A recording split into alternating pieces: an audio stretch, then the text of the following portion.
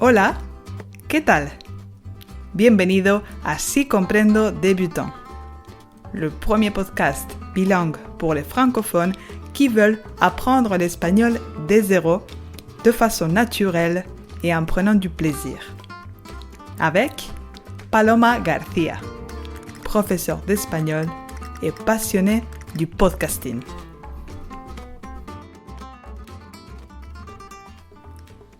Hola Caracola, ¿qué tal estás? On dit el color o la color, el fin o la fin, el leche o la leche. Aïe aïe aïe Caracola, je sais que tu te prends la tête avec les genres de mots en espagnol. C'est hyper frustrant quand tu essaies de parler et que tu bloques quand tu te rappelles plus si tel mot est masculin ou féminin.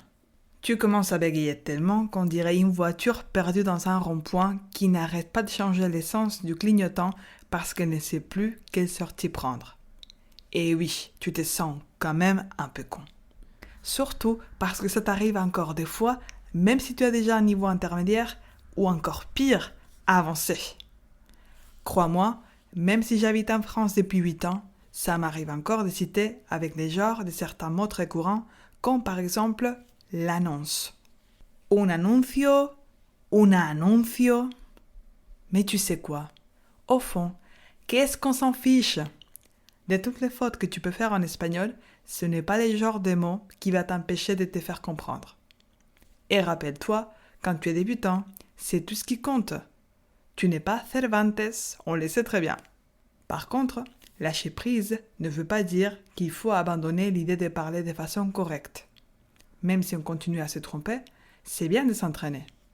Ça va t'aider à gagner en confiance en toi au moment de t'exprimer et à consolider ton espagnol.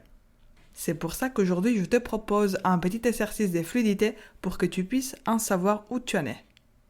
Mais avant de démarrer, je prends le temps de remercier comme toujours un des auditeurs du podcast. Aujourd'hui, c'est le tour à Stéphanie. Merci beaucoup Paloma, c'est un réel plaisir d'apprendre et progresser avec vous. Et tu sais quoi Stéphanie?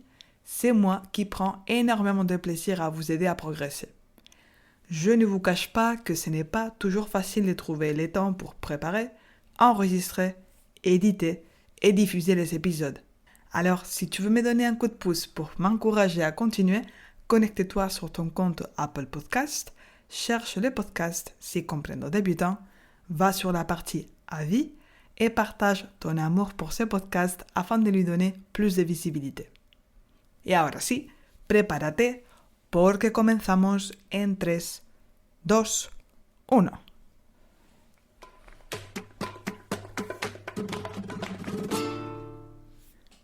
Je te préviens, si tu attends à ce que je te fasse une liste d'emplois et des règles à mémoriser, tu peux faire demi-tour. Enfin, bon, de façon figurée, je veux dire. Quand je tombe sur des explications longues comme les bras sur pourquoi les mots d'origine grecque qui se terminent par A comme el théorème sont masculins, franchement, j'ai envie de vomir. Sérieusement, quel est le temps de se poser ce type de questions au moment de parler? On dit souvent que les mots qui se terminent par O sont masculins et les mots qui se terminent par A sont féminins.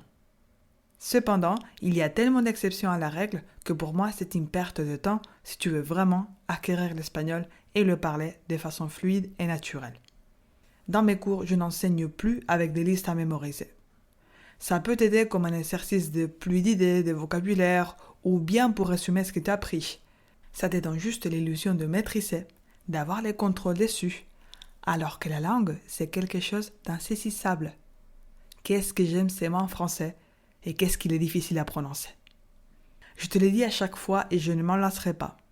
Tu dois écouter et lire de l'espagnol authentique et compréhensible si tu veux le parler sans te poser des questions.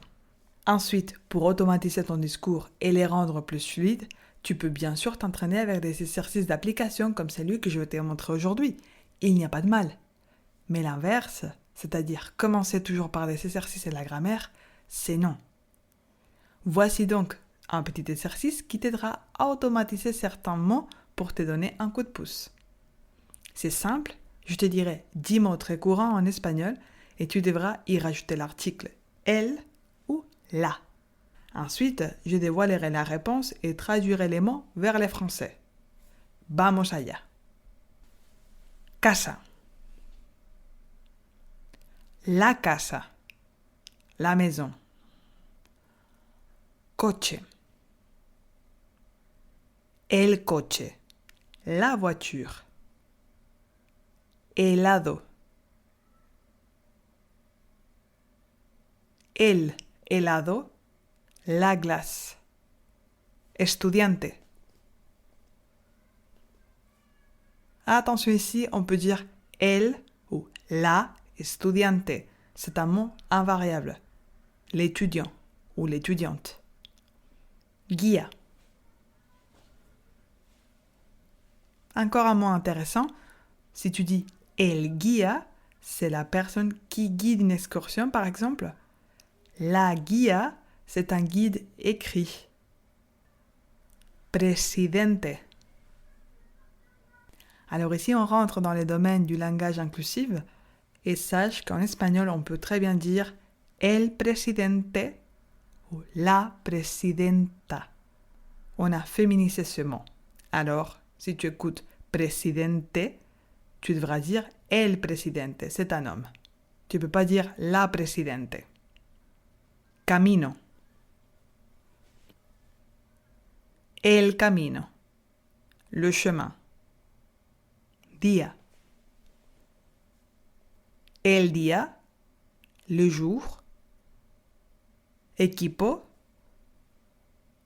El equipo. L'équipe. Mañana.